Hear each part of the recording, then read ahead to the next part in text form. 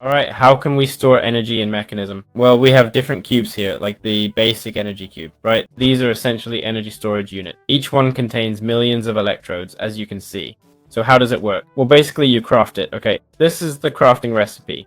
4 redstone, 2 iron ingots, a steel casing made with osmium and steel. It gets pretty complex. An energy tablet, 3 gold ingots, 2 infused alloys. It's quite expensive and it gets pricier as you upgrade. But hey, this allows us to store energy. Why would we want to store energy? Let's say our energy source is solar panels, right? Solar panels only work during the day, you know? At night, the solar panel stops generating energy, so it'd be cool to have reserves. Solar panels are great, take up little space, and you can place many without overloading your world. They use way less than that animation, right? Plus, solar panels don't need fuel or any ongoing costs, you know? I'm not saying you should use them though. Sure, there are better energy sources, but it's not a bad start. So this would be a way to store that energy, okay? And not waste it or let it go to waste. All right, $1 million question. I've got a pickaxe, right? Doesn't matter which one. I have a pickaxe. Bam, I mine this. Do I take the energy too? Well, yeah, you do. Don't worry, you take the energy with you. Alright, how can we store gases in Mekanism? Well, basically it's done with various tanks, specifically chemical tanks. I'll be honest, storing gases isn't very common, okay? Unless you want to move them from place to place, right?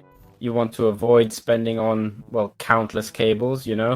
For instance, my setup here connects different systems, so instead of all this wiring, you can do this, see? Even for large gas farms, it might be useful to store them, absolutely.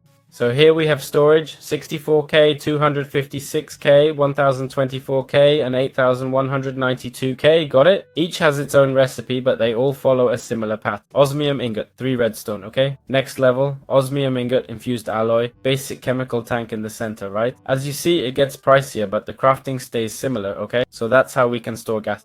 Alright, how can we store the liquid? This is done using fluid tanks, okay? As you know, if you break these tanks with a pickaxe, the right tool, you'll keep what's inside. Got it? This works in survival mode, so no worries about breaking them. We can store any type of liquid here, right? Here we have the input and output, okay? Not much else to explain really. It's that simple.